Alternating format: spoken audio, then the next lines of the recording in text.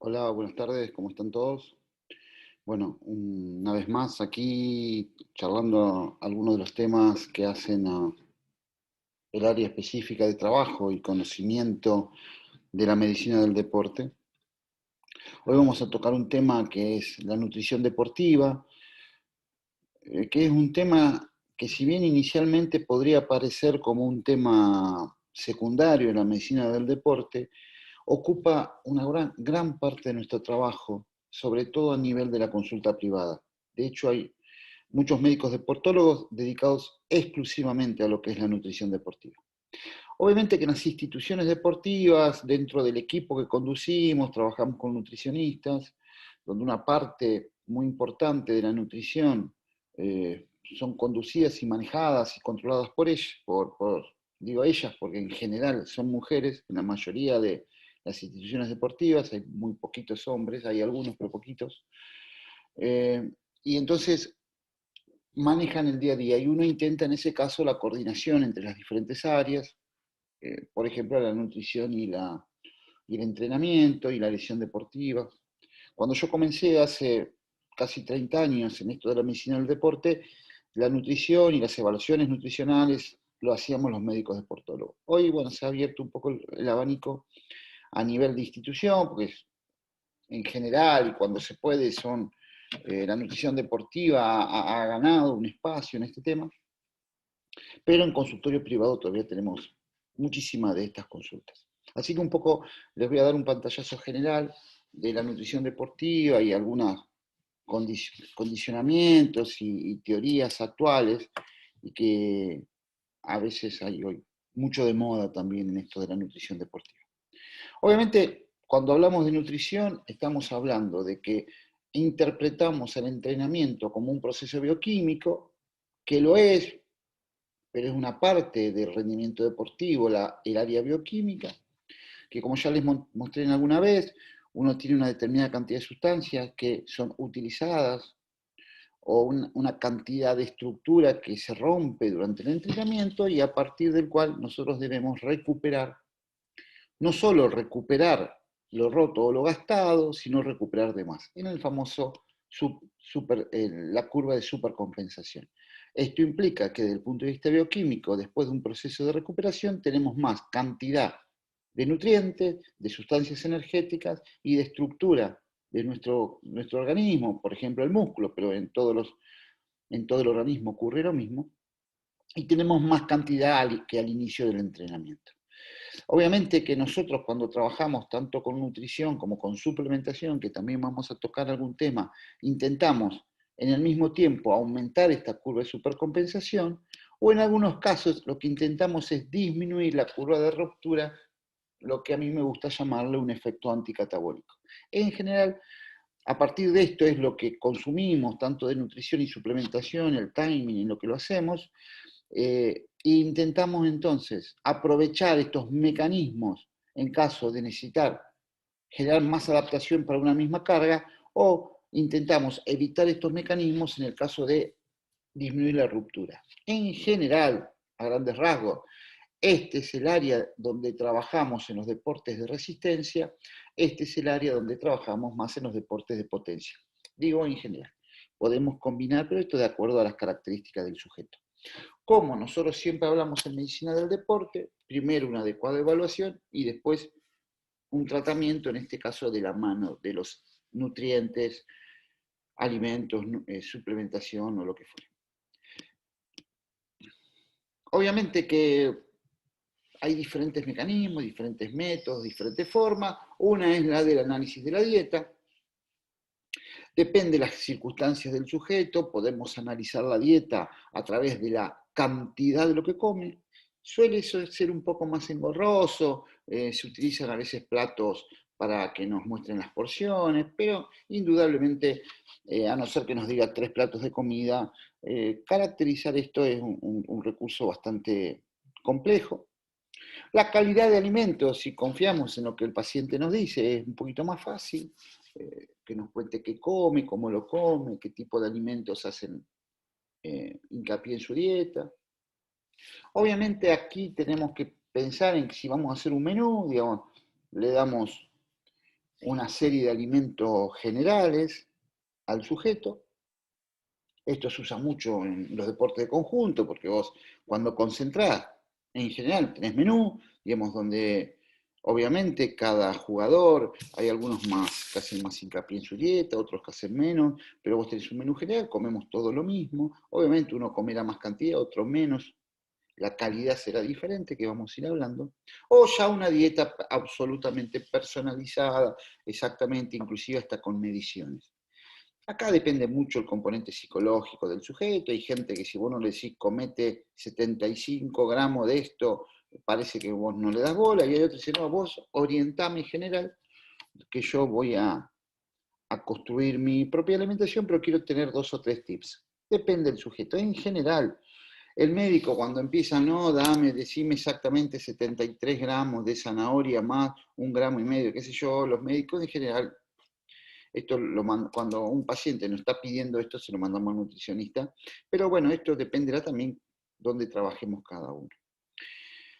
Otra alternativa es decir, bueno, decime lo que comés y yo sobre lo que vos comés te voy a modificar qué cosas estás haciendo mal.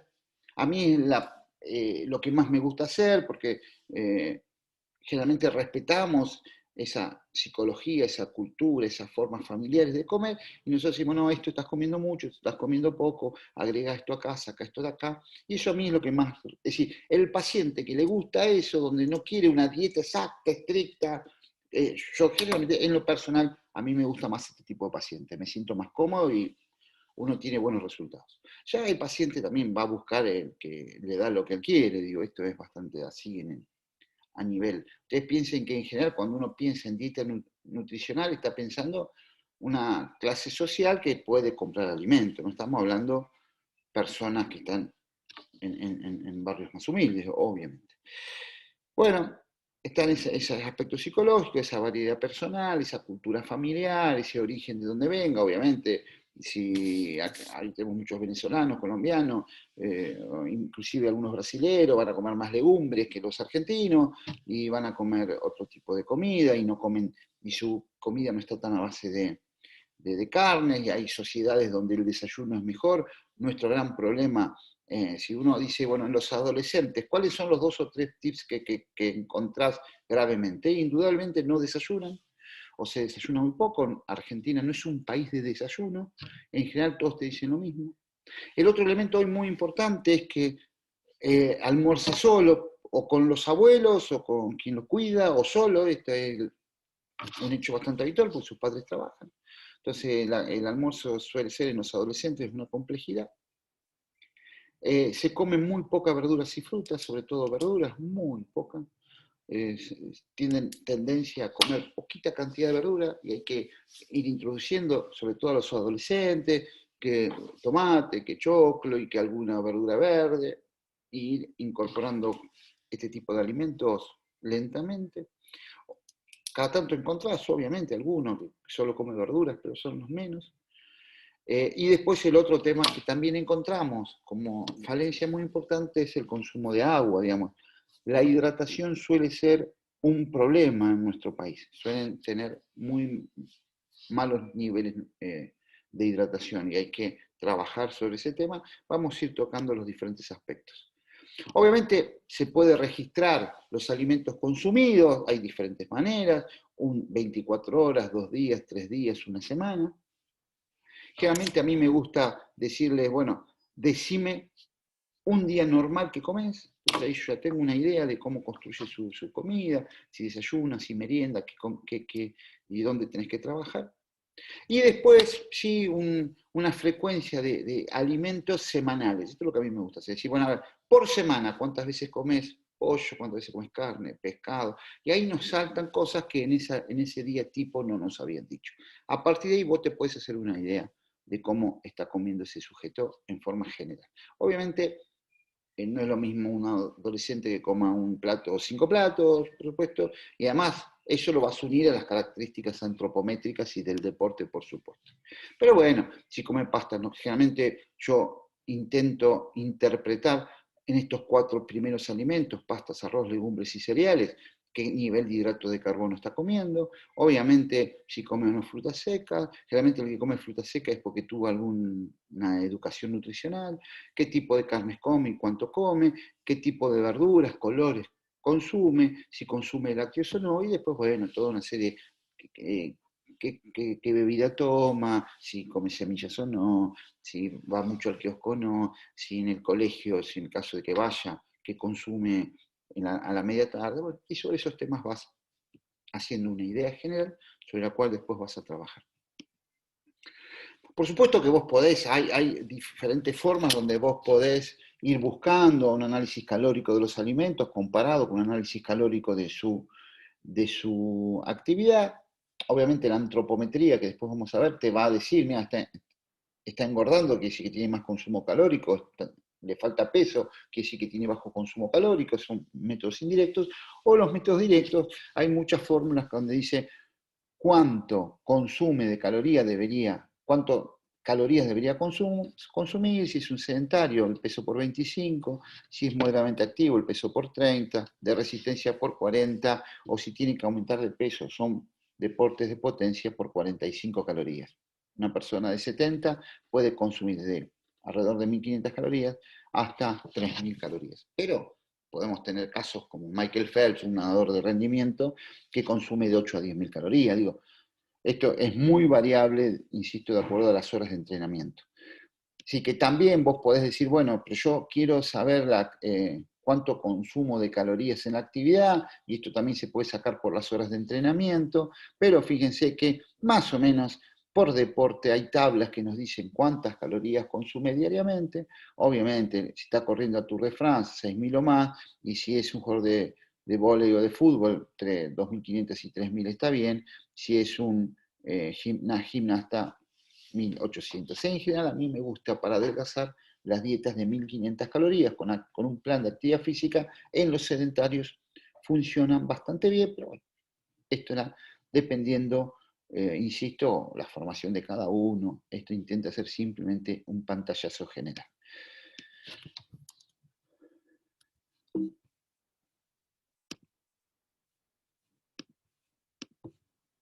Bueno, obviamente, dentro de lo que es las evaluaciones, aparece acá la cinantropometría, que es las mediciones que hacemos del cuerpo para ver las características en términos de tamaño, pero también en términos de calidad de ese cuerpo y topografía de ese cuerpo.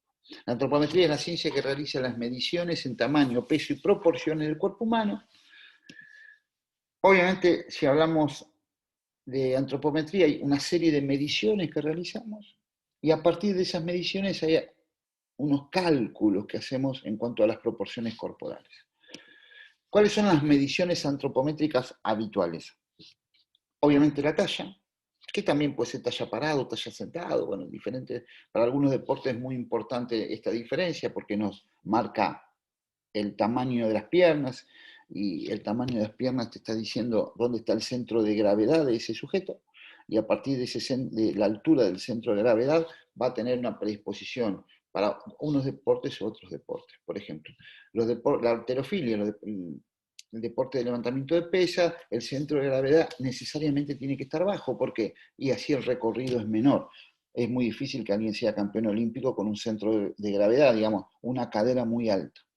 Pero en los deportes de saltos, como salto en alto, salto en largo, salto triple, obviamente tener un centro de gravedad muy alto, es decir, piernas muy largas, beneficia a ese deporte. Lo mismo en el vóley. Bueno, depende del deporte, tiene esas características. Obviamente el peso, por supuesto. Todas las longitudes, longitud de miembros, como decíamos, de brazos, si yo quiero un deporte overhead, si un deporte de lanzamiento, sea vóley, sea lanzamiento de jabalina, o sea natación, el brazo largo me favorece, o saque de tenis.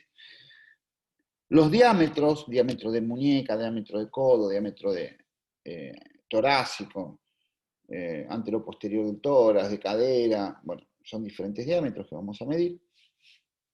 Los perímetros que habla es de los miembros habitualmente, también se puede ser de tórax, pero nos está hablando, digamos, mucho más puntualmente del desarrollo de masa muscular.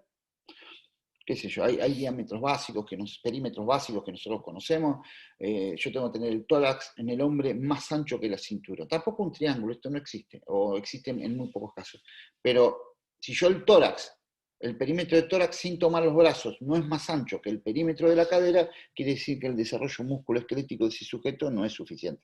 Pero bueno, así podemos ir sacando lo mismo antebrazo y brazo. Si el perímetro de brazo es más pequeño que el perímetro de antebrazo, también me está marcando un déficit en el desarrollo muscular. Pero bueno, esto después lo vamos a hacer, esos cálculos que yo les decía. Y obviamente los pliegues grasos, que tienen que ver con medir la cantidad de grasa subcutánea que un sujeto tiene en diferentes puntos del cuerpo humano, y generalmente yo identifico la masa grasa y yo sé que en la piel tengo el 50% de la grasa de mi cuerpo. Entonces yo sabiendo cuánta grasa tengo en el tejido celular subcutáneo, puedo proyectar cuánta grasa tengo en el resto de mi cuerpo. Como conceptos generales para que ustedes me vayan siguiendo. Obviamente yo voy a tener diferentes herramientas para hacer estas mediciones. Acá tengo, por ejemplo, acá arriba, para medir los pliegues cutáneos, el llamado Harpenden, que es el gold standard, que es mecánico, pero es de alta fiabilidad. Y después tengo algún económico de plástico con un resorte como este, que es, obviamente, me sirve, está validado, pero es mucho menos sensible que este. Puede tener más margen de error, pero para una idea inicial me puede servir. Estos calibres que me sirven para medir los diámetros, diámetro de muñeca, diámetro de codo, como les decía. Obviamente, fíjense que de acuerdo, en este caso el peso y la altura, en este caso la relación sentado y estatura, cada deporte tiene un promedio natural y normal para su deporte. En cuanto, fíjense que acá la talla sentado en el levantador de pesa es muy importante, mientras en el jugador de básquetbol o en el voleibol es mucho menor. Es decir, vos podés ir viendo. No significa que alguien que no tiene antropometría no puede jugar, pero en general es una ventaja deportiva tener una antropometría adecuada para su deporte. Obviamente acá tienen los pliegues, los lugares donde medimos los pliegues grasos, bíceps, supraespinal, abdominal, muslo medio, gemelo, tríceps, suprailíaco, subescapular. Bueno, de acá en general lo más común es que se hagan 6 pliegues, ¿no? Supraespinal, abdominal, muslo gemelo, subescapular y tríceps son los 6 más comunes que se utilizan. Bueno, obviamente también depende del deporte, yo voy a tener una cantidad de grasa y obviamente los pliegues grasos más bajos son los que corren maratón, por supuesto. Pero en general hoy se tiende a tener niveles grasos bajos en la mayoría de los deportes. Por ejemplo, en el fútbol hoy hinchamos bastante con que tengan una sumatoria de 6 pliegues menor de 50, estamos hablando 50 milímetros, es decir, que cada pliegue debería tener alrededor de 8 milímetros, cuando un maratonista negro puede tener 4 o 5, digamos, estamos hablando de muy bajo. Cada vez lo llevamos hacia valores más bajos de cantidad de pliegues. Obviamente que también tenemos algunas otras herramientas, como puede ser los perímetros. Acá ven perímetro de brazo relajado, perímetro de brazo contraído, perímetro de antebrazo, de tórax, de abdominal, de glúteo, bueno, y a partir de ahí construimos nuestra imagen corporal de nuestro sujeto, sea hombre, sea mujer. Obviamente hay algunas técnicas, bíceps contraído es con el codo a 90 grados y haciendo presión con la otra mano. El tórax es al final de una expiración normal. Bueno, hay diferentes técnicas que usamos. Obviamente acá en una posición neutra sin entrar la panza, por supuesto, el glúteo obviamente es más fácil. Pero dependerá lo que la medición, la técnica. Hay algunos pequeños estilos, pero en general intentamos respetar, de la misma forma que la talla se mide en una posición erguida, con el paciente en inspiración profunda y pedirle casi como que se estire para arriba, sin obviamente despegar los pies. Bueno, hay diferentes maneras y formas. Bueno, acá estamos en los diámetros, como ven, vía acromial, bueno, diferentes diámetros que nos permiten analizar ya, en este caso, la estructura ósea de nuestro sujeto y compararlo con la talla para saber cuál es su proporcionalidad. A partir de todos estos valores, vamos a analizar, generalmente hay 3 métodos. Uno es la composición corporal, que es el fraccionamiento del cuerpo en masas. Hay lo que se llaman componentes, digamos, en cuántas masas vos lo separás. El más simple es el de dos componentes, vos decís, por un lado la masa grasa y por todo el otro lado toda la masa magra. Obviamente masa grasa es más fácil, solo haces pliegues, solo hacer peso, haces peso y los 6 pliegues y vos ya sabés cuánto cantidad de grasa tiene y el resto es masa muscular, masa ósea residual y piel. Teniendo en cuenta que la piel y la masa residual se saca por fórmula, lo que te quedaría fuera es la diferenciación entre masa muscular y masa ósea. Como la masa ósea es bastante constante en el tiempo, en realidad los cambios de masa grasa y masa magra son bastante relativos a la masa muscular. Pero bueno, también puedes hacer de 3 componentes, y acá vas a tener masa muscular, ósea y masa grasa, y dejas afuera la residual, que se transforma en 4 componentes, si la calculas por fórmula, o la de 5 componentes, que además le agregas la medición de la piel, que insisto, también es por fórmula. Por lo tanto, dependerá el antropometrista y dependerá la edad del antropometrista, es lo que hace. ¿Por qué digo la edad? Porque yo soy de una era donde nosotros teníamos determinadas formas de evaluar. Hoy en Argentina es bastante común encontrar una manera de evaluar que se llama el método ISAC, o ISAC, que es la Sociedad Internacional de Antropometría, que en Argentina, sobre todo a nivel de nutricionistas, es bastante impuesta. A mí de esas fórmulas algunas no me gustan porque me parece que sobreestima la masa grasa, pero bueno, lo importante es que lo que vos hagas lo hagas siempre de la misma manera. Obviamente, podés hacerlo por fórmula, sea uno u otro método, todos a partir de las mediciones obtenidas, lo que van a usar son determinadas fórmulas, y a partir de esas fórmulas obtener la información. Pero es bastante... cada cual usa sus fórmulas, digo, hay fórmulas que toman el normal de masa grasa de 9 a 11% del peso corporal, y hay otras fórmulas que toman por encima del 20%. Lo que cambia es la fórmula, no el sujeto. Después, si vos siempre usas las mismas fórmulas, tenés que adecuar la información a lo que vos haces. Y esto es un poco el desafío. El otro elemento, hoy no se usa tanto, pero hace 30 años era lo que más usábamos, es el llamado somatotipo de Heart-Carter. ¿Qué es el somatotipo? Bueno, es una estructura de 3 números que toma la endomorfia, es la cantidad de grasa para la altura, la mesomorfia, la estructura musculoesquelética para la altura, y la ectomorfia es la relación peso-talla, donde se instrumenta también a través de una fórmula en estos valores, y se supone que cada deporte tiene su somatotipo ideal. Esto lo llevas a una somatocarta, donde acá haces un cuadro de 3 puntos. Imagínense que aquí estaría Sancho Panza, aquí estaría Don Quijote y aquí estaría un fisiculturista. Entonces, cada deporte tiene un valor propio, lo comparás con el valor de sujeto y sabés qué tenés que hacer para acercarlo a ese elemento ideal.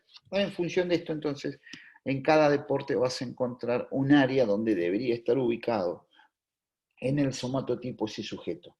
Con las mismas mediciones que sacás composición corporal, sacás el somatotipo. Hoy hay software muy simples que vos anotás los datos y te lo tiran en forma automática, cualquier sea la medición que utilices. Y finalmente la proporcionalidad Phantom, donde ahora cada medida la proporcionás a una talla determinada del sujeto. Hoy sabemos que la población promedio mundial mide unos 70.18, unos 70 centímetros, punto 18. Y tiene un determinado diámetro. Sí, yo mido 1,80 y tengo un diámetro. Entonces, si me proporcionan unos 70, obviamente este diámetro va a bajar. A partir de bajar, me van a comparar con los diámetros normales promedio de esa población. Entonces me van a decir cuántos desvíos estándar estoy por encima o por debajo de la población promedio mundial. En general uno pretende estar 2 desvíos estándar en masa, que un deportista, ¿no? 2 desvíos estándar en masa muscular por encima de la población promedio y 2 desvíos estándar por debajo del promedio en masa grasa. Esto es un deportista. Bueno, a partir de este análisis uno lo que puede encontrar es no solo si tiene buen nivel de masa muscular, sino dónde encontramos los déficits. Por ejemplo, en este caso el perímetro de gemelo está por debajo. Vos sabés que el déficit está ahí. Es decir, que no solo vas a saber si le falta masa muscular, sino dónde. Esta es un poco la idea de la antropometría. Obviamente es un estudio para especialistas, pero nos construyen una idea de ese cuerpo del sujeto al cual nosotros vamos a intentar ayudar para modificar junto, obviamente, con el entrenamiento deportivo. Entonces, nos vamos a ir a trabajar sobre la dieta. Bueno, cuando uno piensa en la dieta, uno tiene que pensar que hay 6 nutrientes, básicamente 6. 3 macronutrientes y 3 micronutrientes. Los macronutrientes son las proteínas, los hidratos de carbono y los lípidos. Los micronutrientes, las vitaminas, los minerales y el agua. Estas son las 6 cosas que los sujetos deben consumir, o que consumen habitualmente. El tema es en qué variación. Obviamente que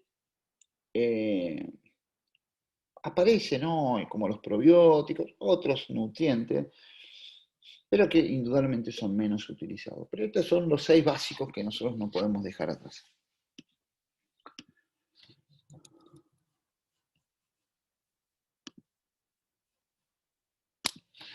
Entonces, obviamente los macronutrientes nos dan estructura plástica, nos forman el cuerpo y además nos dan la energía. Digamos, la nafta de nuestro cuerpo sale de los macronutrientes. Engordamos o adelgazamos de acuerdo a lo que consumimos en alimentos y gastamos en nuestra vida de los macronutrientes. Los micronutrientes nos ayudan a mantener un estatus metabólico ideal o adecuado, pero ni nos engordan ni nos adelgazan. Entonces, cuando uno piensa en términos de aumento de masa muscular o de disminución de masa grasa, lo que tenemos que tener en cuenta son los macronutrientes sobre todo. Obviamente, en cualquier caso, los micronutrientes nos mantienen, insisto, ese estatus metabólico, enzimático, adecuado para la vida. Pero, bueno, es bastante común que una madre pregunte, ¿las vitaminas engorden, doctor? No, no engordan las vitaminas. Sí engordan o adelgazan los macronutrientes. Obviamente, cuando hablamos de macronutrientes, podríamos decir en general que los 3 son largas cadenas de eslabones que representan la unidad funcional de esas estructuras. Obviamente, cuando pensamos en términos de lípidos e hidratos de carbono, son sustancias formadas solo por carbono, oxígeno e hidrógeno. En el caso de los hidratos de carbono es porque tienen por cada carbono una molécula de agua, en general, un valor muy cercano. Si nosotros pensamos en términos de proteínas, también son eslabones, pero en este caso de aminoácidos, entonces se le incorpora el elemento nitrógeno, que los otros 2 no tienen. Entonces, los 3 son largas cadenas, que aunque las consumamos como largas cadenas, vamos a transformarlas en pequeñas cadenas o eslabones en nuestro sistema digestivo, van a entrar a la sangre y después los diferentes tejidos, con el hígado a la cabeza, pero también el músculo, va a reconstruir esta sustancia. Si hablamos de las proteínas, obviamente su eslabón es el aminoácido. Si hablamos de los hidratos de carbono, en prácticamente todos los casos, su eslabón es la glucosa. Y si hablamos de lípido y hablamos de los ácidos grasos, su eslabón es el grupo acetil, generalmente unido a la coenzima A, por lo tanto generalmente hablamos de acetilcoenzima A. En general, esta es la estructura. Los ácidos grasos, de acuerdo a la cantidad de acetil que tengan, van a formar diferentes tamaños de cadena, entre 4 a 36 carbonos, pero siempre son de muy parecida característica. Hay pequeñas diferencias entre ellos. Básicamente, ustedes si se acuerdan de química, cada carbón tiene 4 valencias, usa 2 valencias para agarrarse de los de al lado y le quedan 2 valencias libres. Si esas dos valencias en todos los carbonos están unidos a hidrógeno, son los famosos ácidos grasos saturados. Si en algún caso una de las valencias está unida con una doble ligadura al carbón de al lado, estamos hablando de insaturados. En general, la grasa animal es saturada, la grasa vegetal es insaturada. Y la característica de la grasa nuestra depende mucho del alimento. Cada ácido graso corresponde a un tipo de alimento. Sería cereal, sería leche, sería manteca, sería grasa, sería lo que fuera, tiene un determinado tipo de ácido graso. Por eso nuestro cuerpo, si comemos mucho lino, vamos a tener mucho lino leico, bueno, y así es de acuerdo al alimento. Si consumimos mucha grasa insaturada, en teoría tenemos, no en teoría, tenemos un mejor desarrollo de HDL, de los sistemas de la lipoproteína más saludable, y si comemos mucha grasa saturada, vamos a tener más VLDL, LDL, famoso colesterol malo, y que tiene que ver con un aumento de riesgo cardiovascular. ¿Sí? Depende del alimento, transformamos nuestro estatus en cuanto a la grasa. El hidrato de carbono siempre son moléculas de glucosa, que puede estar como glucosa solo, en general no está en los alimentos la glucosa sola, pero puede estar como un disacárido, donde vos tenés glucosa más algo más, por ejemplo, glucosa más fructosa es el azúcar común, glucosa más galactosa es el azúcar de la leche, glucosa más glucosa es la llamada maltosa, depende las características, pero nuestro organismo todo el tiempo después lo transforma todo, aunque sea fructosa, lo transforma en glucosa. A partir de la glucosa vos tenés 3 cadenas de hidrato de carbono. El almidón, que es el famoso hidrato de carbono cuando comemos, digamos, el almidón que está en los cereales, que está en obviamente las pastas del trigo, en el maíz, en la mayoría de los alimentos, el arroz, tienen almidón. Todos estos alimentos tienen almidón. Lo comemos desde la boca, a través de las enzimas de la glándula salival, hasta la amilasa pancreática, rompemos ese almidón en azúcar y el azúcar entra a la sangre y va a ir al hígado, al músculo, y esa cadena de glucosa que en el vegetal es el almidón, en el animal lo transformamos en glucógeno. El glucógeno es una cadena de glucosa, es la forma que nosotros tenemos de guardar glucosa en nuestro organismo, básicamente hígado y músculos. Y después hay otra que es la famosa celulosa. La celulosa es una forma también de cadena de hidrato de carbono vegetal, también formada por cadenas de glucosa. La diferencia que tiene una reacción química diferente, y el hombre no tiene celulasa, que sí tiene la vaca o el ciervo. Entonces, para la vaca el pasto lo transforma en azúcar, en glucosa. El hombre el pasto no lo puede transformar en glucosa y por lo tanto, como lo come, lo elimina con la famosa fibra vegetal. Celulosa y fibra vegetal son sinónimos. Por lo tanto, el hombre no le saca energía a la celulosa, no le saca energía a la fibra vegetal. No porque tenga una sustancia diferente, simplemente porque en vez de ser unión 1,4 es unión 1,6 y nosotros no tenemos la enzima que rompa esa unión, simplemente. Pero tanto los ácidos grasos únicamente diferenciados por la cadena como el glucógeno suelen ser bastante similares a un solo tipo de glucógeno. Cuando vamos a las proteínas, como nosotros tenemos 23 aminoácidos, de las diferentes combinaciones de los aminoácidos tenemos las diferentes proteínas. Todas las proteínas son cadenas de aminoácidos, pero cada combinación te da un aminoácido, una proteína diferente. Antes decíamos que en el cuerpo humano había 10.000, hoy ya se reconocen 15.000 proteínas en nuestro cuerpo y seguramente se irán descubriendo muchísimas más. La proteína es la manifestación de nuestros genes. Somos lo que somos porque nuestros genes forman diferentes proteínas. Lo único que nos diferencian a los diferentes seres humanos es algo menos del 1% de las proteínas que tenemos. Después tenemos todo lo mismo. Y esa síntesis proteica, como ustedes seguramente ya saben, depende de nuestro sistema genético, del ADN. Si vamos a tener la cantidad y la calidad de proteínas que nuestro ADN nos diga. Y ahí todas las diferencias, desde Usain Bolt hasta nosotros, son las proteínas. Por lo tanto, las proteínas son desde las proteínas contráctiles, que antes decíamos que eran 2, hoy sabemos que son más de 100. El complejo contráctil del músculo tiene más de 100 proteínas, los anticuerpos son proteínas, la albúmina es una proteína, la mioglobina, la hemoglobina son todas proteínas, bueno, todo lo que ustedes, hay muchas hormonas que son proteínas, digo, la insulina, la hormona tiroides son proteínas, bueno, digo, la melatonina, todo lo que termine en ina es una proteína, y por lo tanto, ahí se imaginan que prácticamente la cantidad de proteínas es casi imposible, no casi, es imposible de recorrer en todos sus términos, pero bueno, son realmente muy importantes.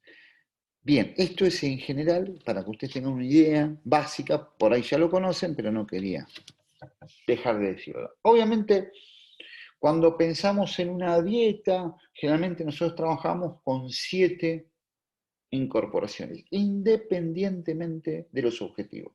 Tanto para adelgazar como para aumentar la masa muscular, trabajamos con 7 comidas. 4 comidas principales y 3 colaciones intermedias.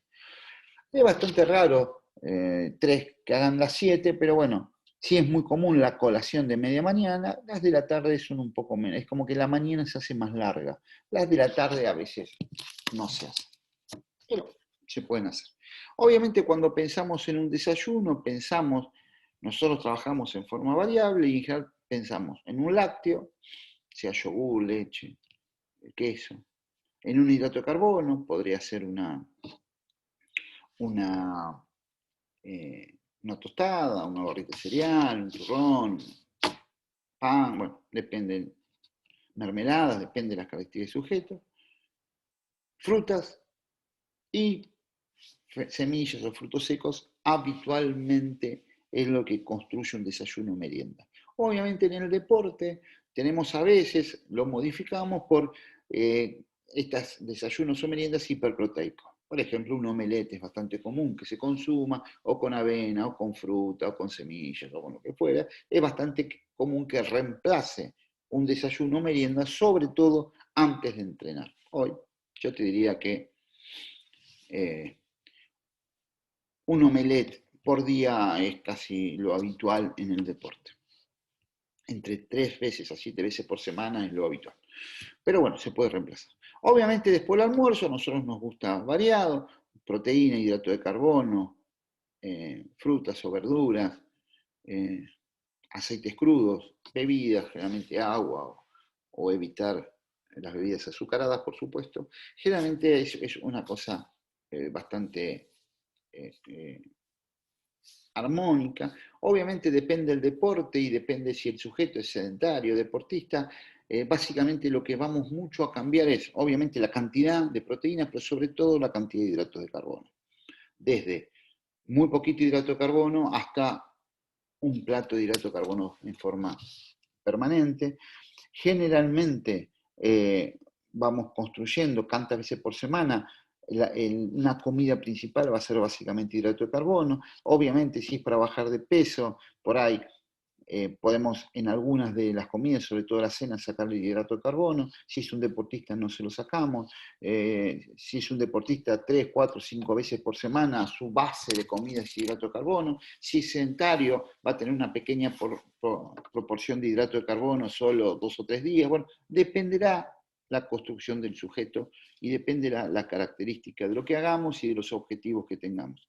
Sabiendo que es bastante difícil aumentar la masa muscular si no consumimos mucha cantidad de hidrato de carbono. El hidrato de carbono es lo que le da la energía y además es el que estimula la insulina para el desarrollo de masa muscular. Por lo tanto, siempre este equilibrio entre proteínas y hidrato de carbono es también para aumentar la masa muscular. Obviamente, si no hace nada, es sedentario y no camina, el hidrato de carbono va a estar muy limitado. Pero nosotros preferimos explicarles, limitar como vamos a ver, los hidratos de carbono de índice glucémico alto, limitar las grasas malas. Bueno, preferimos hacer también una dieta de calidad y no solo. Obviamente, si un sujeto come bien, digo, lo que le engorda a la gente es la galletita, los alfajores, es abrir permanentemente la heladera. Si nosotros logramos que se empiece a ordenar y que le sacamos el picoteo, le sacamos la galletita, ya la gente en general mejora mucho su composición corporal. Hay otros que se nos cuestan mucho más, sobre todo aquellos que tienen que bajar 1 kilo, 2 kilos, a veces no es tan fácil. Obviamente aparecen en el mercado una serie enorme de dietas mágicas que intentan imponerle, convencer a la gente que la van a transformar en no sé qué, y qué sé yo, tienen desde la dieta llamada de la Clínica Mayo, que no es la Clínica Mayo, pero pues el nombre, que son muy hipocalóricas.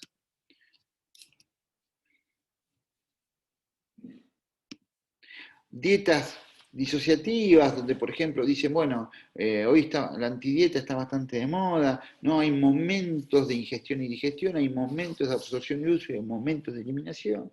Obviamente que si vos haces una antidieta y no comes porquería, vas a adelgazar, por supuesto. Pero, insisto, nosotros preferimos algunas dietas excluyentes bastante conocidas. Bueno, la más conocida es la dieta Atkins, que es una dieta cetogénica.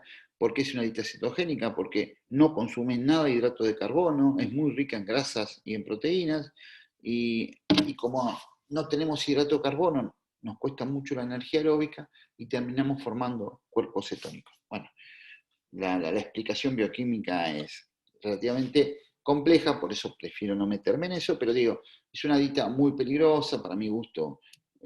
Se puede utilizar 15 días, hasta un mes, en personas que no terminan nunca de adelgazar y querés romperle su estructura metabólica, pero digo, son dietas muy peligrosas que hay que manejar con mucho cuidado. Después hoy tenemos las dietas libres de TAC, bueno, nosotros no utilizamos ninguna de esas dietas.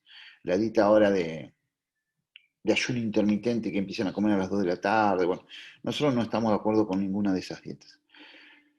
Otras dietas que dicen, bueno, o solo tomo líquido, o solo como pollo, o solo como cereal. En algún momento en mi infancia he visto las dietas de la manzana, un día por semana solo manzana. Bueno, nosotros creemos que es una pavada y que no son dietas que deben ser llevadas adelante. Otra cosa es decir, bueno, yo durante un tiempo voy a comer solo frutas y verduras, y legumbres, bueno, y podría un tiempo sobrellevarlo. Acá entra todo el tema del vegetarianismo y el veganismo. Ustedes saben que todo el tiempo se cambian los nombres.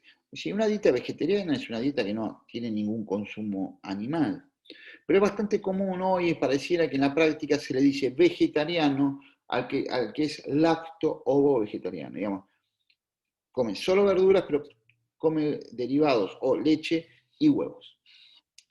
En general, un lacto-ovo vegetariano es una dieta casi normal, solo no come carne, no es un problema.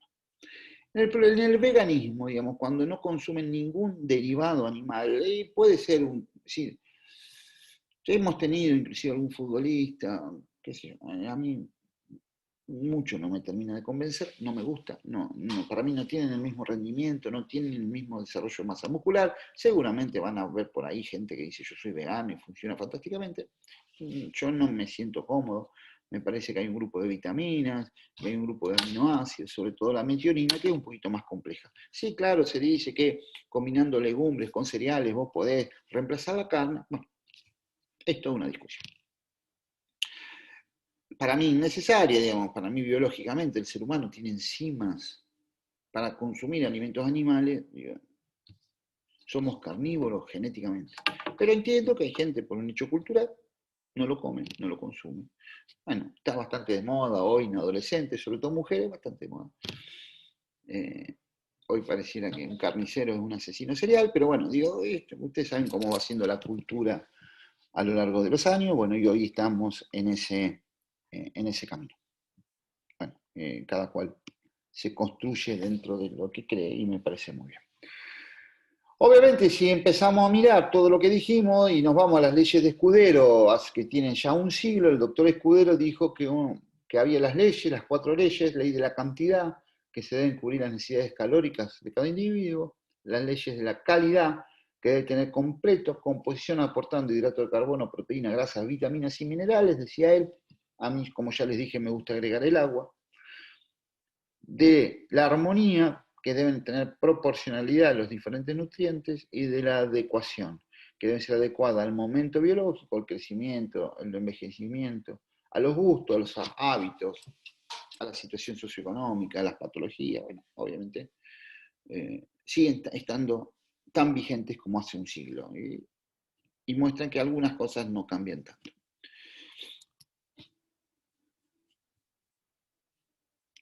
Obviamente, cuando uno piensa en deporte, es muy importante para nuestro gusto los nutrientes y algunos elementos muy importantes, pero indudablemente la vedette para mi gusto son los hidratos de carbono. ¿Por qué? Porque el hidrato de carbono es el que más modifica mi rendimiento instantáneo. Yo puedo tener mañana un mal rendimiento porque no consumí la cantidad adecuada de hidrato de carbono. El hidrato de carbono es el que me da energía rápida, digamos, energía anaeróbica rápida, depende del hidrato de carbono sobre todo. Es el que me permite activar las mitocondrias. La mitocondria en su metabolismo aeróbico va a actuar si previamente tuvo actuación de hidrato de carbono. No hay activación mitocondrial si yo tengo cero hidrato de carbono. Por eso siempre la energía al principio que gasto es la de los azúcares. Nunca empiezo un entrenamiento con las grasas, siempre comienzo con los azúcares. Obviamente el cerebro depende de la energía del hidrato de carbono y además, si por fuera poco, la cantidad de hidrato de carbono que yo puedo acumular en mi organismo como reserva es muy bajo. Yo puedo acumular 250 kilos de grasa. Me voy a morir, pero lo voy a acumular. Yo de hidrato de carbono no puedo acumular más de 600, 800 gramos. Nada más. Es decir, que la cantidad de hidrato de carbono que yo acumulo en mi cuerpo solo me alcanza para una hora de entrenamiento. Bueno, y eso me implica que tengo que tener en cuenta todos estos elementos fuertemente. Pero además me ayuda mucho en el desarrollo de la masa muscular, es el que le paga el albañil, por decirlo de alguna manera. Si el ladrillo es el ladrillo, y obviamente lo necesito, pero si yo no le pago al albañil, nadie me puede hacer la pared de mi casa. Esto es lo mismo. Si yo no tengo hidrato de carbono, la insulina no funciona. Si la insulina no funciona, mi actividad anabólica es muy escasa. Obviamente hay muchas discusiones, pero digo, sin entrar para que ustedes puedan entender el tema, los azúcares están en todos los alimentos. Pero hay alimentos donde se absorbe rápidamente y hay alimentos donde se absorbe lentamente. Si yo absorbo rápidamente, estimulo más la insulina. Y si estimulo más la insulina, ¿qué va a hacer la insulina con el azúcar? Primero lo va a intentar meter como glucógeno, pero cuando no tiene más glucógeno, automáticamente lo sintetiza como grasa. Pero además, si yo tengo mucha acción insulínica, es casi un proceso simultáneo. Yo me voy a ir mucho a la grasa. Y eso se llama índice glucémico. Índice glucémico es la velocidad con la cual un alimento aumenta la glucemia relacionado con si yo consumiera glucosa pura. Se calcula que la glucosa pura tiene un 100 de índice glucémico. Bueno, aquellos que tienen más de 85 quiere decir que me aumenta enormemente la glucemia, rápidamente. Y si me aumenta rápidamente la glucemia, me aumenta rápidamente la insulinemia y por lo tanto me aumenta la lipogénesis. Mientras que si el alimento es de índice glucémico bajo, me va a aumentar lentamente la glucemia y poco la insulina, poco la lipogénesis. Esta es la idea general. Después podemos discutir, bueno, pero esta es en términos generales, esta es lo que debemos tener en cuenta. Obviamente que en la medida que yo un alimento lo cocino menos, la zanahoria cruda tiene menor índice glucémico que la zanahoria hervida. El arroz más pasado tiene más índice glucémico que el arroz menos pasado. Las sustancias integrales, como tienen cáscaras de proteínas, cuando uno consume un azúcar con fibras vegetales, se absorbe más lentamente que si yo es refinado. El arroz común se absorbe más rápidamente que el arroz integral, porque la cáscara, es decir, la fibra vegetal que yo le dejo al arroz integral, dificulta la absorción. Si yo como un alimento y ahí le agrego una lechuga, la fibra de la lechuga me va a hacer que ese alimento se absorba más lentamente. Digamos, comer más en este caso me genera menos insulina. Bueno, son algunas trampitas que uno debe conocer para que no es todo tan exacto.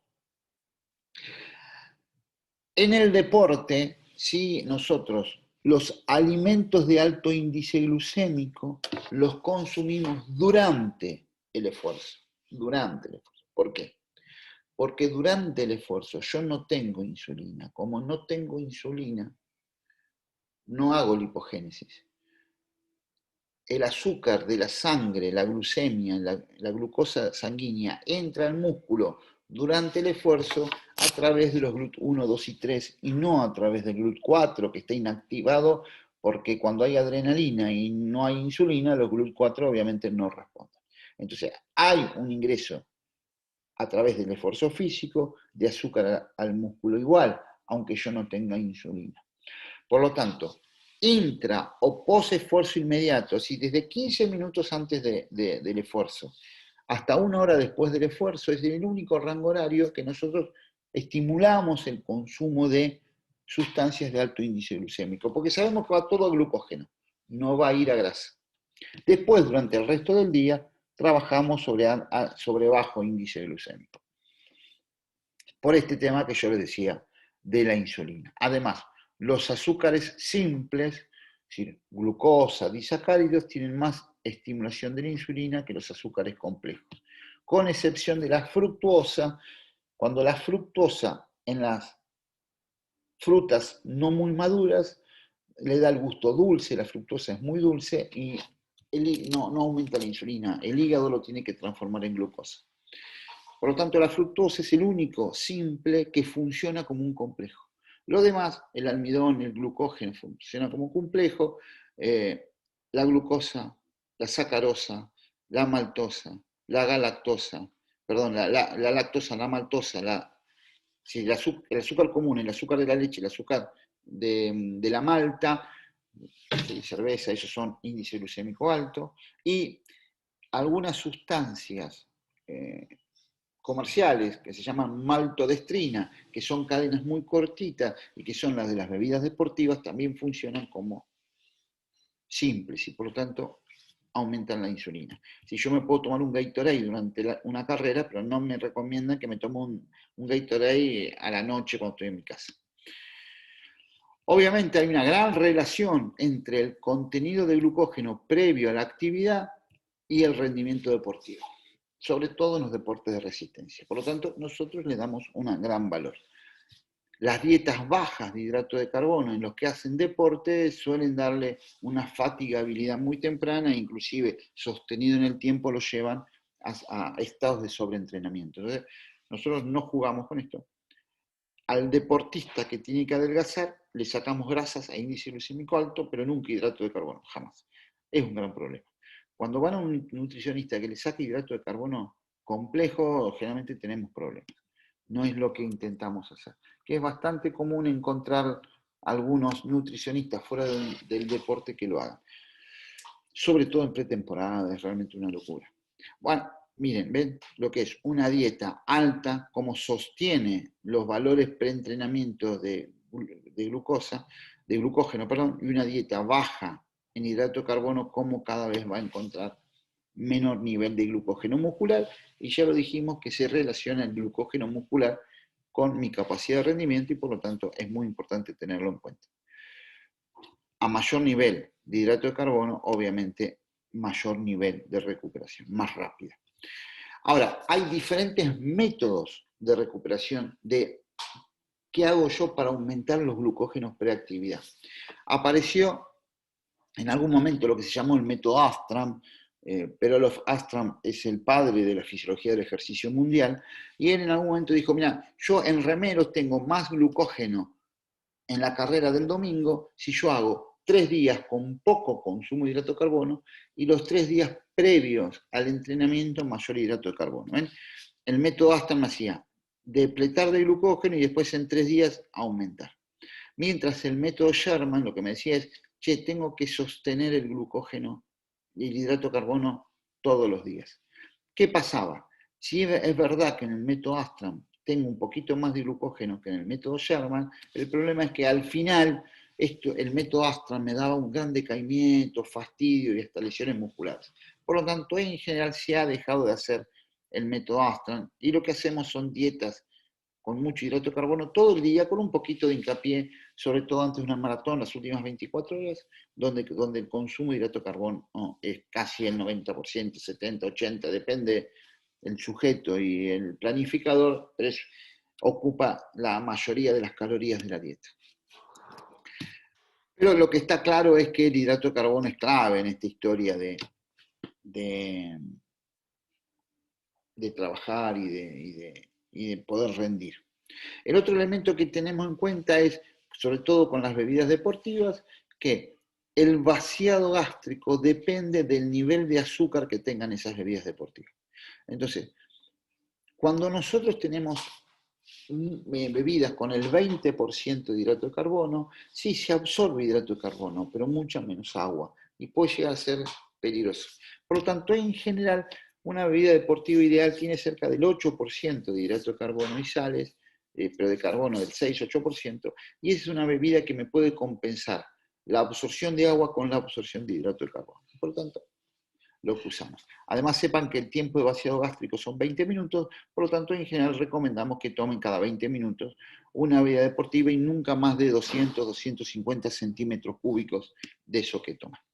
Bueno, obviamente la cantidad de hidrato de carbono se puede planificar por gramos por kilo peso de acuerdo a la característica del sujeto. Si el sujeto no tiene actividad física con 2-3 gramos por día, de hidrato de carbono kilo peso es suficiente.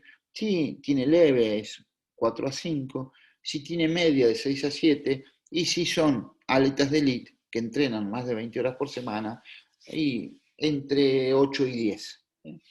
Obviamente, esto también haciendo una gran carga, inclusive más de 10 en las 24 horas pre-esfuerzo. Es decir, pesa 70 kilos, va a consumir 700 gramos de hidrato de carbono, no de alimento, sino de hidrato de carbono, que es muchísima cantidad. Si ustedes calculan que la mayoría de los alimentos tienen cerca del 20-25% de hidrato de carbono, estás hablando de muchísima cantidad de comida, que a veces no les da el tiempo, tanto a pesistas como de comer todo lo que tienen que comer. Bueno, acá está la característica. En caso de pre y durante el evento, de 1 hora antes a 1 hora después, una formulita puede ser 1 gramo, kilo, hora, estamos bien. Desde la hora previa a la hora posterior, eso podría funcionar bastante bien. Y de eso no se olvida.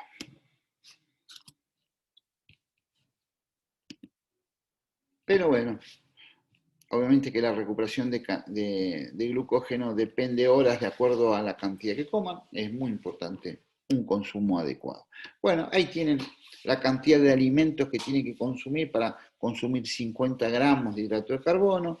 ¿Sí? Obviamente las sustancias que son casi, la glucosa son 50 gramos por supuesto, pero fíjense ya hasta la misma miel o melazas casi el doble, el pan más del doble, el arroz blanco, acá está hablando todo peso seco, el triple, bueno, dependerán la cantidad que consuman. En este caso es todo peso seco.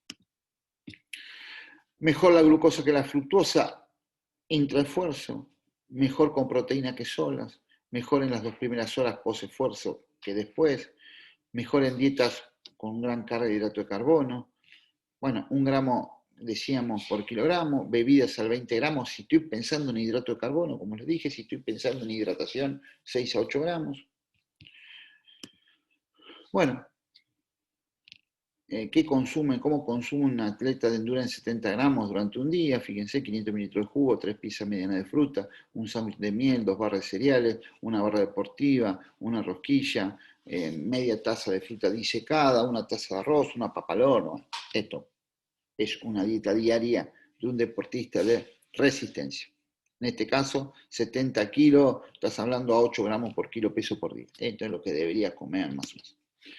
Pero, insisto, después esto es variable. Tener en cuenta que la ingestión de hidrato de carbono durante el ejercicio no produce los efectos hipoglucemios, como les dije, porque no hay activación de los GLUT4, así que, bueno, como regla general. Bueno, agua. Bueno, ustedes saben que el agua se puede perder por muchos mecanismos, pero indudablemente la evaporación es el mecanismo más común. La convección es con el viento, la radiación es hacia el aire, la perspiración es por la boca, la evaporación es la que nosotros transpiramos agua para que el agua de la piel se evapore y eso es lo que nos hace perder calor.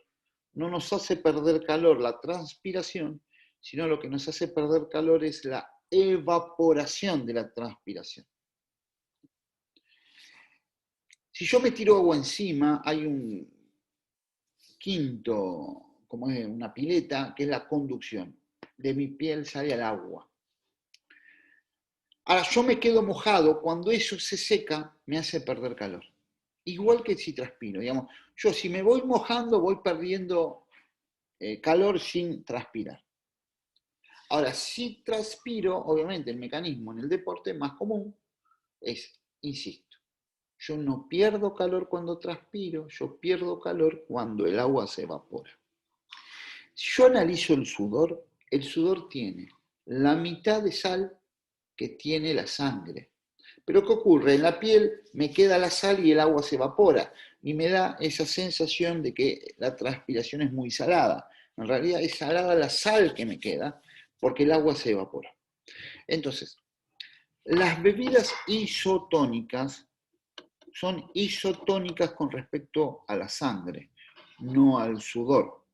Entonces, si yo solo consumo bebidas isotónicas, voy a estar consumiendo el doble de sal que transpiré. Y esto se me acumula sal en la sangre y me aumenta la deshidratación de las células de mi cuerpo. Por eso, las bebidas deportivas en algún momento intentaron ser isotónicas con respecto al sudor, pero esto le daba muy mal gusto, entonces comercialmente no fueron lógicas. Entonces, en general, la bebida deportiva se debe consumir mitad y mitad con agua, no junto, pero tomás bebida deportiva y a los 20 minutos tomas agua. No se puede tomar en una maratón bebida deportiva sola. Obviamente, la deshidratación me genera pérdida de las performance. Entonces es un grave problema. Yo tengo que evitar la deshidratación. La deshidratación se puede tomar, se puede analizar por diferentes circunstancias, sobre todo dos. Una es el color de mi orina. En la medida que mi orina sea más oscura, me está marcando que mi nivel de deshidratación es malo. En general, uno le recomienda a los deportistas que se acostumbren a mirar su orina y la orina debe ser casi transparente, no debe tener color. Si la orina de un deportista tiene color, quiere decir que no estás tomando la suficiente cantidad de agua. El otro tema que podemos controlar es a través de la pérdida de peso. La pérdida de peso durante un entrenamiento o competencia me está indicando exclusivamente el agua que perdí.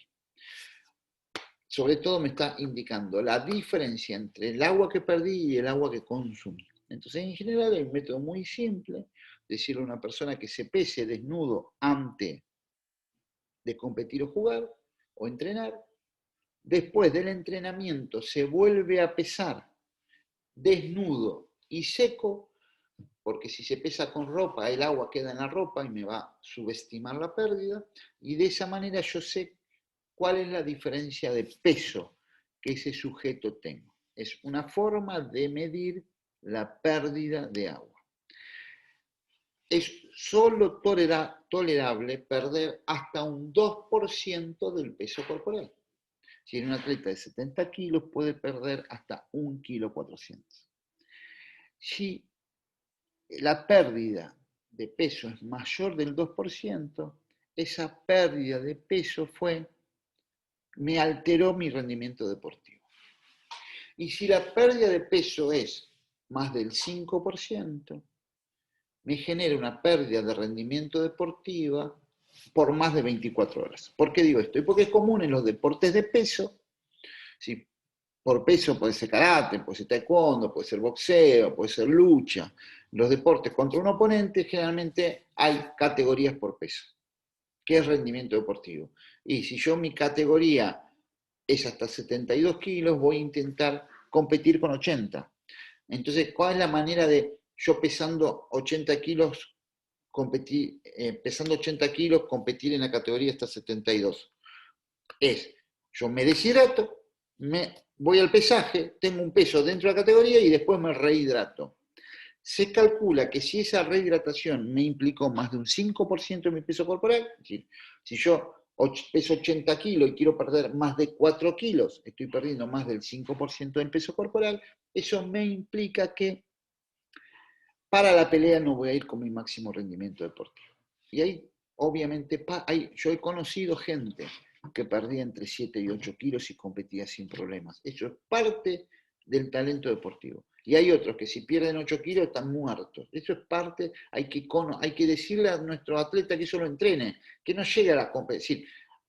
A veces hay entrenadores que dicen, no, vos vas a competir con 72, y si vos tenés 72 y competís con uno de 80, y tenés más chances de perder, porque el otro solo con es decir, es de dos categorías más arriba. Es decir, una persona baja 2 categorías, compite en 2 categorías más abajo de la que le correspondería a partir de este mecanismo. Entonces, en el alto rendimiento es muy común, muy, muy común. Intentamos decirle que no, si vos tenés 24 horas para recuperar, lo ideal es hasta 5%. Y durante la competencia, no más del 2%. Bueno, ahí vos tenés bebidas deportivas, vos que tienen determinada cantidad de sodio, esto es, depende las características de lo que tomes y que consumas, y bueno, y ahí con eso puedes ajustar lo que vos vas a hacer. Otra cosa importante a tener en cuenta es que si el entrenamiento dura menos de 1 hora, solo tomo agua. Solo agua. Es decir, que el agua tomo en cualquier duración del entrenamiento. Si el entrenamiento dura más de 1 hora, le tengo que agregar hidrato de carbono siempre, porque el hidrato de carbono, como ya le dije, solo me alcanza para 1 hora de entrenamiento. Yo puedo seguir corriendo, sí, voy a seguir corriendo, pero voy a perder rendimiento. Nosotros en el fútbol, en el entretiempo, consumen mucho hidrato de carbono. Y si el entrenamiento es más de 2 horas, además, el entrenamiento, corro una maratón, tengo que agregar proteínas, no me alcanzan los hidratos de carbono, ya tengo ruptura proteica. Entonces, este esquemita me permite a mí decir, bueno, hasta 1 hora agua, de 1 a 2 horas agua, hidrato de carbono, más de 2 horas agua, hidrato de carbono y proteínas. Sea un cereal, sea una barra de proteínas, sea una barra de cereales que tienen algo de proteínas, digamos, pasa de uva, digo, veré cómo voy construyendo gomitas, fruta, cada persona come, si hay personas que la banana le hace barro y otro que le cae pesada, y unos prefieren pasa de uva y otros no, otros consumen mucha bebida deportiva, otros no, otros prefieren geles con proteínas y otros no, bueno, dependerá. Esto es muy personal, hay que trabajar sobre los gustos y las aceptaciones de las personas. Obviamente que las proteínas es la otra vedette de nuestro trabajo, me permiten el crecimiento, la masa muscular, se utiliza una parte de proteínas como energía cuando los glucógenos se depletan. Bueno, la proteína obviamente es todo un capítulo muy importante en el desarrollo de los deportistas. Hay individuos que tienen altas necesidades de proteínas cuando se entran en periodo de pretemporada o programas nuevos de entrenamiento, vegetarianos o veganos, como decíamos, algunos jóvenes que trabajan en deportes de fuerza, el rugby, bueno, hay deportes donde el consumo de proteínas es muy alto. Obviamente que si nosotros tenemos una media de 1.6, 1.7 gramos de proteínas por kilo peso por día, hay deportes que 2.2, 2.4, 2.6 gramos de proteínas por día son aceptables. Raro que lleguen a 3, que sea necesario llegar a 3 o más de 3, no es recomendable en ningún deporte. Hay deportes, ustedes saben, que son recontra hiperproteicos, pero esto no es necesario que fuera así. Hay toda una historia médica, ustedes saben que los médicos decimos que el consumo de proteína daña los riñones, en realidad el consumo de proteína daña a un riñón dañado y no un riñón sano. En general no hemos tenido problemas de este tipo con la proteína, pero tampoco es necesario tanto consumo. Obviamente que hay toda una discusión. Antes decíamos que lo más importante de la proteína era posesfuerzo. Hoy ya aparecieron hace unos años una serie de trabajos que también demuestran que la proteína post es importante, pero también es importante la proteína pre-esfuerzo. Entonces, por eso de las comidas con omelette y eso previo a los entrenamientos se usa mucho. Obviamente, claramente más claras que yemas, por supuesto, pero se usa mucho, porque lo que tiene la proteína es la clara, no la yema. Durante los trabajos de esfuerzo aumenta las ganancias de fuerza y disminuye la pérdida de proteínas. Hoy se utilizan junto a los hidratos de carbono, ese es el combo que se utiliza para el aumento de masa muscular. Sí, ustedes en el mercado van a ver proteína, el famoso whey protein, que es proteína casi pura, y van a ver los ganadores de peso. ¿Qué son los ganadores de peso? 30 de proteína, 70 de hidrato de carbono. Entonces, y así a mí en general me gustan más utilizar estos combinados que las proteínas puras.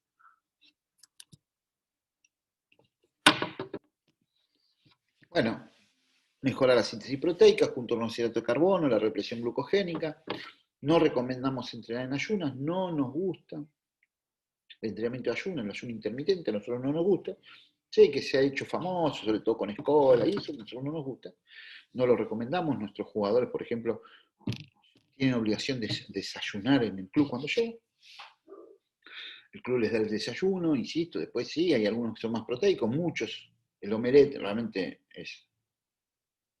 Pero otros, tostada, mermelada, queso blanco, muchas frutas, todos muchas frutas.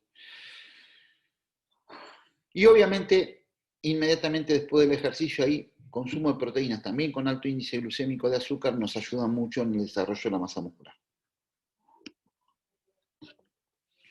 Bueno, entonces, si bien pre-ejercicio depende, entre otras cosas, de la duración del ejercicio, el nivel de rendimiento, la ingestión de aminoácidos esenciales aumenta la síntesis de proteína, entonces es algo que usamos mucho. En el mercado no hay aminoácidos esenciales solo, por lo tanto lo que consumimos es proteína. O en suplemento, como vamos a ver después, de los sueros de leche, o directamente la proteína del huevo es la proteína de más valor biológico. Entonces, el omelette funciona bastante bien. Bien.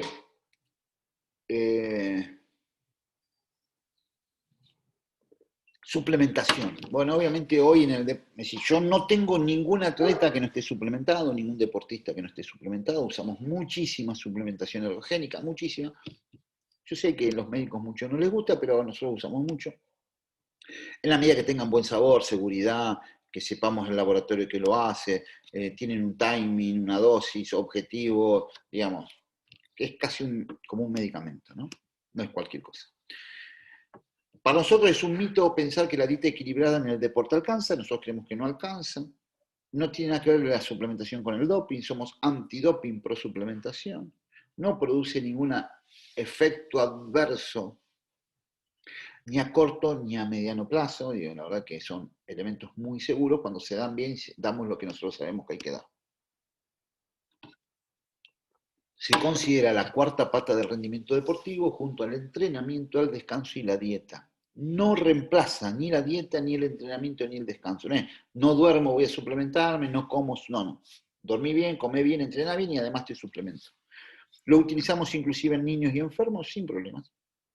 Y hoy ya hay muy abundante evidencia de los efectos. Hace un tiempo las entidades científicas internacionales se oponían, hoy ya aparece en el 2009 un trabajo fundacional que dice, no, todo lo que dijimos antes estaba mal, hoy hay que usar los suplementos y sustancias ergogénicas, pero claro, como la regulación es muy mala con respecto a lo que es medicamento, hay que estar seguro de lo que usamos. Pero hoy ya no hay ningún elemento que nos diga que no lo usemos. Al principio en esta discusión no sabíamos muy bien por qué funcionaban, porque en realidad era muy difícil encontrar efectos a corto plazo, pero había efectos metabólicos, sobre todo, por ejemplo, en la secreción de metilhistidina, que demostraban que había un incremento de síntesis proteica post consumo, independientemente en qué momento los consumimos. Bueno, hay un grupo de investigadores que mostró claramente los beneficios de la suplementación, en muchos casos y en muchos sentidos.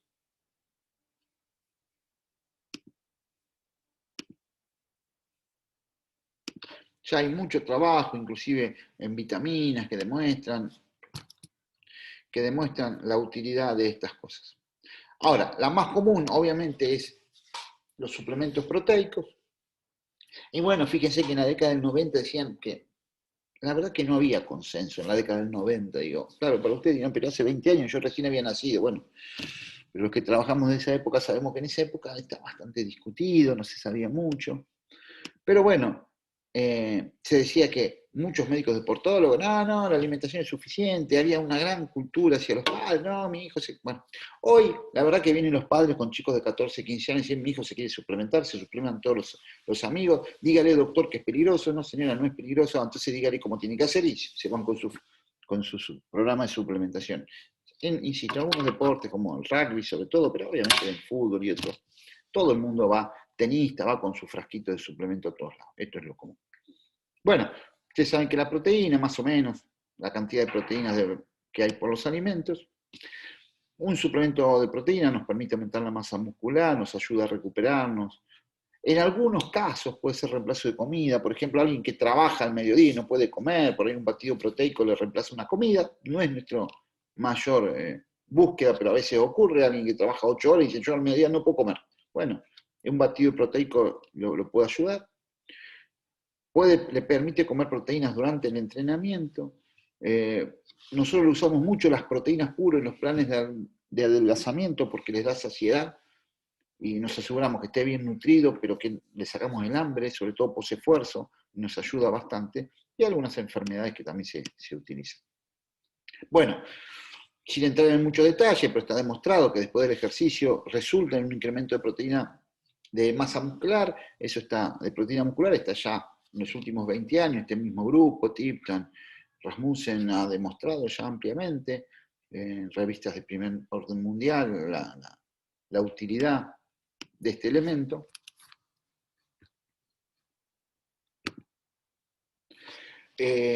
Ahora, se sabe que lo ideal es que ese aumento de la disponibilidad de aminoácidos en sangre esté acompañado por un aumento de la insulina. Digamos, esto, lo que es el índice glucémico en los azúcares es la biodisponibilidad en el aminoácido.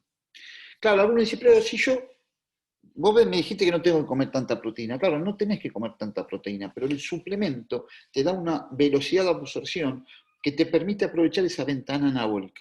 Entonces, si yo consumo aminoácidos con azúcar, post esfuerzo inmediato, yo a la hora ya tengo insulina y tengo síntesis proteica.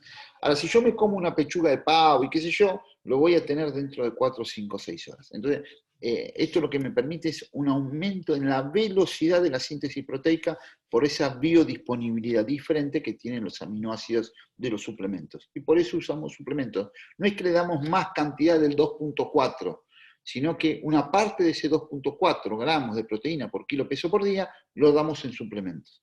No hacemos dietas hiperproteicas, sino que reemplazamos una parte por estos suplementos y la verdad que nos funcionan fantásticamente bien. Obviamente entonces la adición de hidrato de carbono a una solución de aminoácidos aumenta la síntesis proteica por esta respuesta a la insulina y eso también el mismo grupo lo ha demostrado. Inclusive en pacientes añosos tenemos alguna muy buena experiencia con suplementos de proteínas de unos 10 gramos después de actividad en pacientes para mejorar su hipertrofia muscular. Claro, y acá aparece una paradoja médica, digo. Porque fíjate, los médicos están en contra del suplemento proteico. Ahora están a favor del Ensure, ¿sí? Del Ensure, que es el de agua. Ah, claro, ¿y qué es? Es un suplemento proteico, es un ganador de peso, tiene la misma composición que un ganador de peso. Ah, pero está en un frasco, lo vende un laboratorio y es más caro. Entonces ese sí lo damos, el Ensure lo damos. Ahora, el ganador de peso no lo damos. Y sí es lo mismo. Entonces es una discusión ilógica. Yo prefiero dar ganador de peso que sale 10 veces menos que el Ensure. Esta es la realidad, pero el Ensure es un complejo de proteína y de alto carbono, de la composición de un ganador de peso más vitamina. Es decir, es la misma composición, pero mucho más feo. Entonces digo, a veces hay discusiones que uno no entiende por qué son. Bueno, vos decís, bueno, yo le quiero dar Ensure a mi deportista, y dáselo, es más feo y más caro, pero dáselo, es lo mismo. Yo prefiero darle ganadores de peso comerciales que son muchísimo más baratos y más ricos. Pero depende. Eso digo. Lo que digo es que la comunidad médica acepta que a un viejo le den Ensure, pero no acepta que le den ganador de peso. Y cuando es lo mismo, esto es lo que yo no entiendo. ¿Por qué nos emperramos en una discusión ilógica y absolutamente? Entonces a los chicos les dicen, no, a mi hijo le dieron Ensure. Está bien, que lo tome. Yo te voy a dar algo más barato y más rico, nada más. Esa es la única diferencia. Obviamente, si encima lo acompañamos previamente a un entrenamiento de fuerza, ahí tenemos el combo ideal, es romper con la fuerza, tener la disponibilidad de aminoácidos y tener insulina por el azúcar. Ese es el combo ideal para la síntesis proteica. Y es lo que intentamos hacer. Es lo que intentamos hacer. ¿Sí? Lo que le decía. Aminoacidemia, residuos catabólicos proteicos e insulina. Nosotros, fíjense acá, esta foto es porque esto es la cancha, acaban de terminar y terminaban el partido y tomaban el suplemento en la cancha cuando no podíamos hacerlo en otro lado. Y le damos un vaso de una chocolatada diferente. Y usted me dice, doctor, ¿y si yo le doy una chocolatada con vainilla, no es lo mismo? No, no es, a ver, lo podés hacer, tiene más grasa, tiene más azúcar, tiene otras cosas.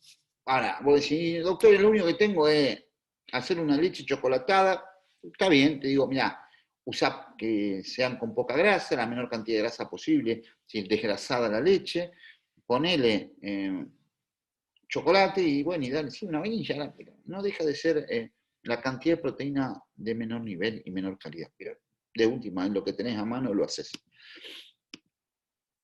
Bueno, acá está el consumo proteico para sedentarios, para deportistas de endurance, para deportistas de fuerza, y lo que utilizamos en general como suplemento, 0,3 gramos. Fíjense que es una dosis muy pequeña, que, insisto, no funciona bastante bien.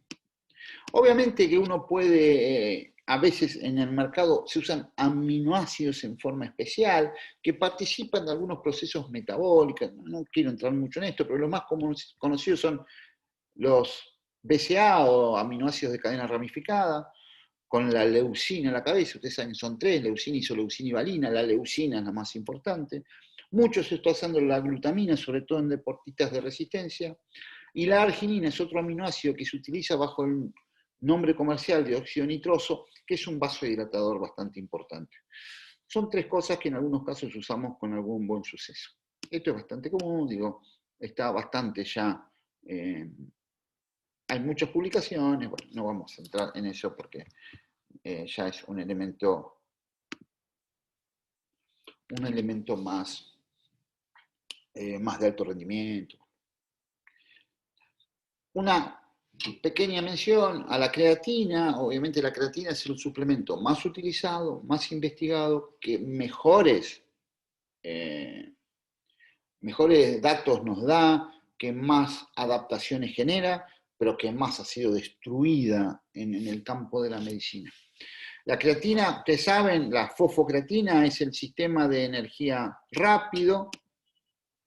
Y a mí cuando discutimos esto, hay un trabajo publicado en el 2000 con los principales investigadores bioquímicos del mundo en la revista del Colegio Americano de Medicina del Deporte, que ellos es como que dijeron, bueno, esto es lo que pasa con la creatina. Y después todos los trabajos que han venido igualaron lo que ellos dijeron. La suplementación con creatina aumenta el contenido de fosfocreatina muscular en hasta un 30%, digamos, esto es recontrapositivo. Esto está absolutamente demostrado. Si yo consumo creatina, yo voy a tener un nivel más alto inclusive en la fatiga, es decir, a lo largo de todo el esfuerzo voy a tener más creatina, y esto es porque consumí creatina, digo, el consumo de creatina me permite tener más fosfocreatina, y esta es la más importante energía que tiene el músculo. También la creatina mejora su ingreso al músculo si es acompañado por azúcar. Por eso generalmente cuando queremos ganar de peso hacemos el combo creatina, hidrato de carbono, proteína. El ganador de peso con creatina funciona muy bien porque utiliza la concentración de insulina para entrar al músculo, ¿sí? Y nos da muy, muy buenos resultados. Ahora, si yo tomo creatina no voy a tener ningún aumento de ninguna valencia máxima de rendimiento deportivo. Es decir, no me va a aumentar ni la fuerza, ni me va a aumentar el salto, ni me va a aumentar el consumo máximo de oxígeno. Ninguna valencia máxima es aumentada a través de la creatina. ¿Y por qué la doy? No hay evidencia de efectos adversos, no es verdad, no hay efectos adversos ni gastrointestinales, ni hepáticos, ni calambres, ni nada de lo que se decía. Lo que sí la creatina puede aparecer es aumentarme el peso, pero como en general la creatina le damos en gente que queremos que aumente de peso, no es un problema. Aumenta el peso porque aumenta la hidratación muscular. Esto en general no es un problema. Ahora, si me aumenta tanto la masa muscular que esto me genera perder velocidad, obviamente la creatina la tengo que sacar. Son muy pocos casos lo que puede ocurrir con esto. Pero básicamente, ¿qué me hace la creatina? Además de hoy se utiliza en algunas enfermedades neuromotoras, inclusive en postquirúrgicos, inclusive en insuficiencia cardíaca, se puede utilizar sin problema. Lo que me da la creatina es la capacidad, no de un esfuerzo máximo, sino de sostener mi esfuerzo máximo en el tiempo. Esto es básicamente la creatina. Me permite repetir más veces un esfuerzo de alta intensidad. Esto es lo que me da la creatina.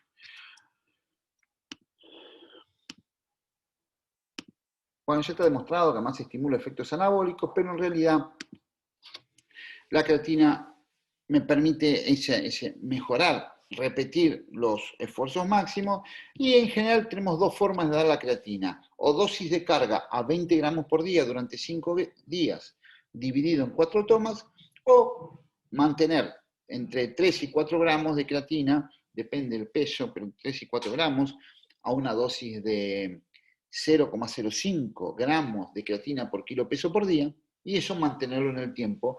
Me tarda un poquito más la impregnación, pero la impregnación me la da igual. Esa es la idea de la creatina.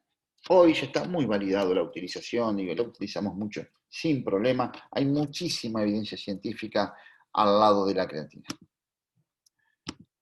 Esta es la dosificación habitual, pero en el caso de ustedes no van a ser utilizadas. Muy bien, gente. Espero que haya quedado claro. Hoy me extendí un poquito más, pero bueno, daba el tema. Ya para el lunes que viene vamos a hablar ya un poquito de alto rendimiento. Un abrazo y los veo en la semana.